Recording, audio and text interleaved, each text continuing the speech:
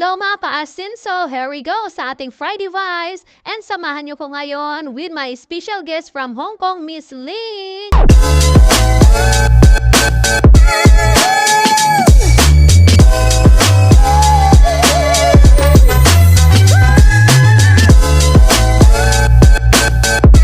So si Miss Lin po ay kumuha lang naman ng cheque from Rising Air Dynasty dahil ginagawa niyo din po ang negosyo na ito offline, online kahit nasa Hong Kong po siya at nagtratrabaho, no? Kasi imagine mo po, no, sa hirap ng buhay sa Hong Kong and as being an OFW talaga nga naman ay lagi niyang sinasabi sa akin, ayoko po na lagi akong nasa Hong Kong dahil gusto ko din mag-for good na sa Pilipinas.